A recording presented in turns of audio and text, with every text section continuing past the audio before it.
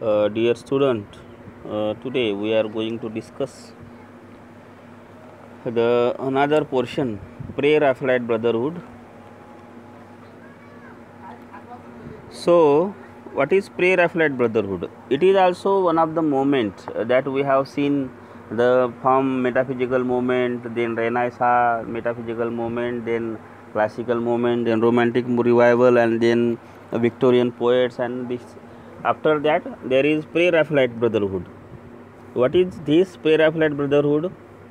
This is also the moment. मोमेंटचा अर्थ तुम्ही लक्षात घ्या. मोमेंटचा म्हणजे विचारसरणी. जसं आपण मेटाफिजिकल पोएट्रीचा जर विचार केला तर एक सर्टन कॅरेक्टरिस्टिक आपल्याला त्याच्यामध्ये पाहायला मिळतात. त्याच्यानंतर आपण क्लासिकलचा जर विचार केला तर सर्टन कॅरेक्टरिस्टिक ऑफ क्लासिकल एजच्या आपल्याला पाहायला मिळतात. रोमॅन्टिक रिवायवलचा विचार केला तर त्याच्यासुद्धा एक सर्टन आपल्याला फीचर्स अँड कॅरेक्टरिस्टिक्स आपल्याला पाहायला मिळतात. म्हणजे पर्टिक्युलर त्या पिरियडमध्ये ज्या पोएट्री लिहिल्या गेल्या तर त्या पोएट्रीमध्ये कशा प्रकारच्या म्हणजे त्या इमॅजरी कशा प्रकारच्या यूज केल्या गेल्या, किंवा नंतर त्यांचे सब्जेक्ट काय होते, त्यांचे विषय काय होते, त्यांच्या थीम काय होत्या, असे प्रत्येक जर आपण बायफर्केशन केलं तर आपल्याला प्रत्येक मोमेंटमध्ये एक वेगळ्या प्रकारची फीचर्स किंवा वैशिष्ट्य आपल्याला जाणवतात. त्याच्यावरून आपण त्या मोमेंट तयार झाली बा असं आपण म्हणतो.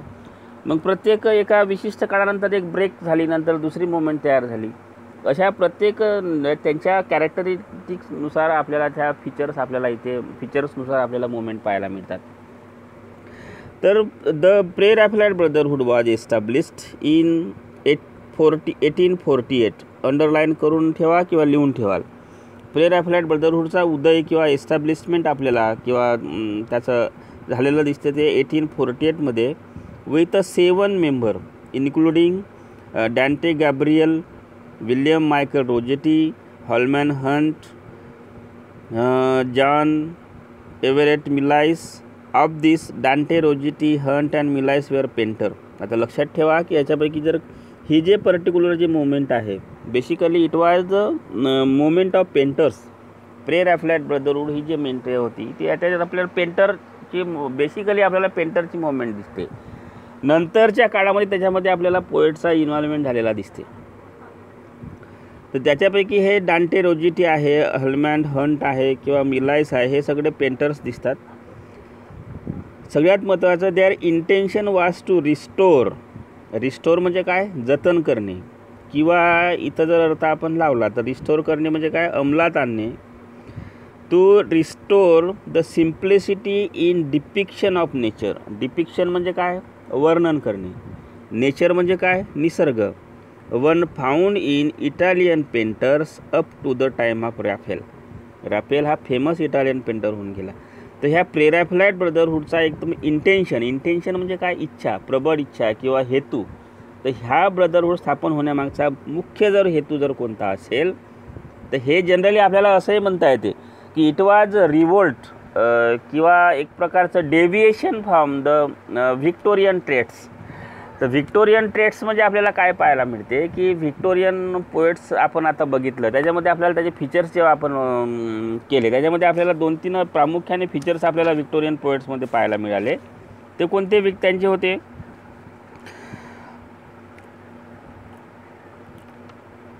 ideals of democracy, civil and human rights, as well as interest in social science and question is read were topics of interest. Also asserted the art had moral purpose, and then is reflected the daily life and drew idealized portrait of people who went through the difficulties but triumph in the end through hard work and love and good fortune. And then one conflict between the faith and reason was reflected in Victorian literature. It was also gave expression to the reaction against the intellectualism and rationalism. Questioning of established ideas and doctrine and rise of pre-Raphaelite. आता हे Victorian पिरियडचा जेव्हा आपण विचार करतो आपल्या एक गोष्ट प्रामुख्याने लक्षात येते की व्हिक्टोरियन पिरियडमध्येच आपल्याला इंडस्ट्रियलायझेशन डेव्हलपमेंट झालेला पाहायला मिळते. त्याच्यानंतर मग आपल्याला सायन्सचं डेव्हलपमेंट पाहायला मिळते. सायन्सच्या डेव्हलपमेंटनंतर डार्विनची थेरी पाहायला मिळते. डार्विनची थेरी आल्यानंतर मग लोकांचं कुठंतरी कन्फ्युजन वाढलेलं आपल्याला पाहायला मिळतं का whether we should have faith in God or not, whether this particular universe has been created by God or science. तर अशा प्रकारे हे बेविल्डरमेंट आहे किंवा कन्फ्युजन आहे, हे conflict in the mind of people has been described, has been delineated, has been portrayed with the help of poetry in Victorian poet.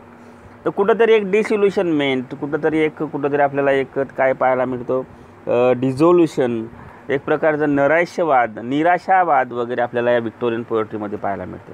तर याच्यापासून कुठंतरी वेगळा पाथ किंवा वेगळा मार्ग निवडण्याचा प्रयत्न आपल्याला प्रे रॅफलाइट ब्रदरहूडमध्ये पाहायला मिळते, जेणेकरून आपल्याला कुठंतरी एक पोएट्रीच्या माध्यमातून म्हणा किंवा पेंटिंगच्या माध्यमातून म्हणा किंवा बाकीच्या ज्या आर्ट्स आहे, प्रोज असो, बाकीच्या नॉवेल असो किंवा काही असो, या आर्ट्सच्या माध्यमातून समाजामध्ये कुठंतरी एक नवीनता आणण्याचा प्रयत्न, कुठंतरी एक optimistic point of view develop करण्याचा प्रयत्न आपल्याला प्रे रॅफलाइट ब्रदरहूड पाहायला मिळते.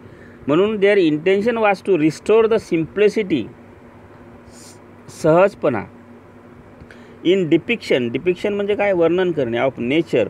तर जशा प्रकारे इटालियन पेंटरच्या पेंटिंगमध्ये किंवा त्या रॅफेलच्या पेंटिंगमध्ये जे एक सिम्प्लिसिटी ऑफ नेचर, म्हणजे सर्वसामान्य आता जर आपण विचार केला तर आपण असं म्हणतात की जगाच्या पाठीवर सगळ्यात गरीब देश आहे आपला भूटान, तरी पण त्याच्या जर हॅपीनेसचा जर विचार केला तर सगळ्यात सुखी देश आहे म्हणतो. मग याच्या मागच्या सुखाचा जर आपण विचार केला किंवा हॅपीनेस इंडेक्सचा जर विचार केला तर तुमच्या ह्या भौतिक ज्या आपल्याला डेव्हलपमेंट पाहायला मिळते याचा आणि तुमच्या सुखाचा काही संबंध नाही असं आपल्याला कुठंतरी पाहायला मिळते. म्हणजे कुठंतरी मग जेव्हा आपल्याला रिअल हॅपीनेस जर आपल्याला we have to search real happiness, we have to go to nature. मग कुठंतरी सिम्प्लिसिटी जी आहे किंवा प्युरिटी जी आहे किंवा नैतिकता म्हणा किंवा एकदम प्युरिटी ज्याला काय म्हणतो आपण, शुद्धपणा म्हणा किंवा सिम्प्लिसिटी म्हणा, हे सगळं आपल्याला कुठंतरी निसर्गात गेल्यानंतर पाहायला मिळते. जेव्हा आपण निसर्गाचा किंवा निसर्गाचा किंवा एखाद्या जसं आपण फॉरेस्टचा किंवा निसर्गरम्य ठिकाणाचा जेव्हा विचार करतो आणि दुसरीकडे जेव्हा आपण इंडस्ट्रियलाइज झालेले जे सिटी आहे त्याचा विचार करतो, तर खऱ्या अर्थानं जर आपल्याला पाहायला मिळेल तर खरं सुख आपल्याला त्या निसर्गरम्य ठिकाणी पाहायला मिळते. तर ते या प्रकारे म्हणून real nature they try their best, try to restore that simplicity of the nature with the help of their poetry, with the help of their painting, and that was their real motto while forming this pre-Raphaelite brotherhood. However, several members were poets as well. Was Christiania, sister of Rogiti. We have discussed earlier in earlier portion that Christiania was well versed and he used to devote his poetries to the welfare of the prostitute and child, and he always tried to express or expose the follies in the society and try to do something for the welfare of the downtrodden, we can say most prostitute and the child labor. He just fought against the childhood and prostitute, so welfare of the for the welfare of the prostitute. The such type of poets and writers and painters we generally find in the pre-Raphaelite brotherhood in this particular period after 1848. So it was only natural that the visual arts would largely influence their poetry. आणि मग जेव्हा आपण विचार करतो की त्यांच्या पोएट्रीमध्ये जर सगळ्यात जास्त what influence their poetry, that was visual arts. Visual arts म्हणजे काय की पेंटिंग आहे, बाकीचे जे यूज ऑफ इमॅजरी आहे त्यांच्या पोएट्रीमध्ये, use of imagery, similes, metaphor, these are the some poetic devices that they generally incorporate while writing their poetry and try to just express the simplicity of the nature with the help of their poetry, with the help of their prose, with the help of their we can say paintings. In their art they try to bring back the many qualities that characterize the medieval Italian painting.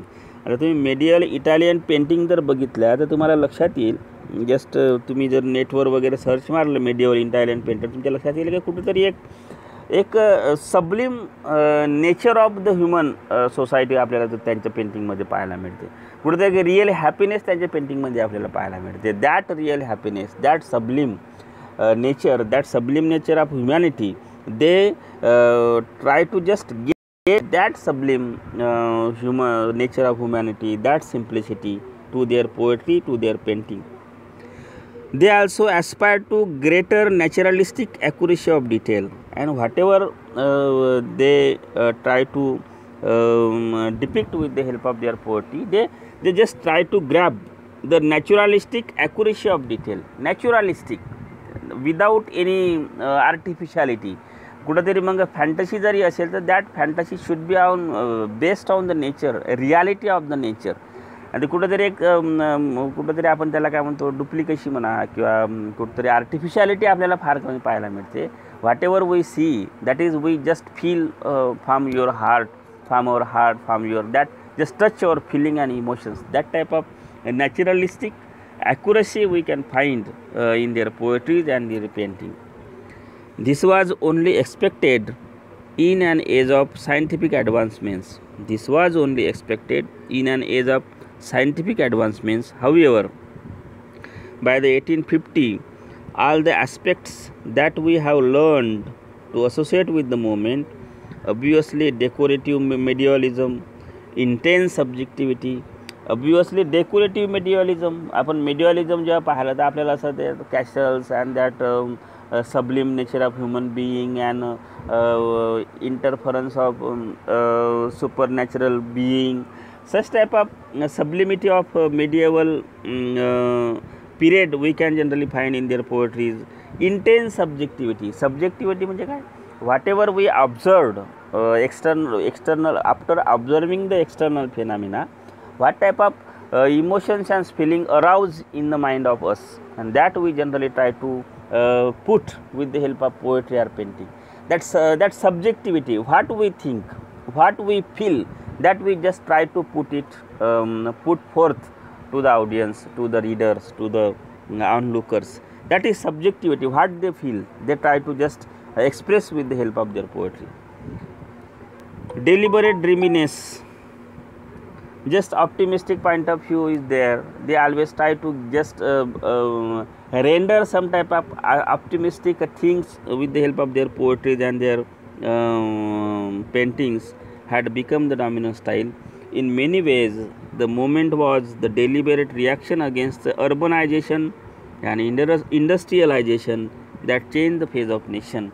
And as we have discussed in Victorian poets, that the industrialization, urbanization has changed the face of nation.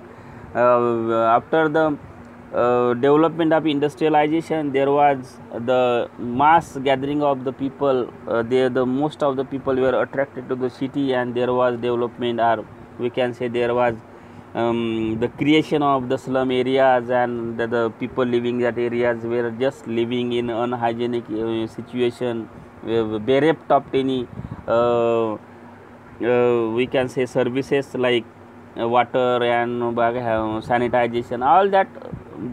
Just their life was become like hell, and that was the ill effect of the urbanization that the generally people living in slum areas were facing.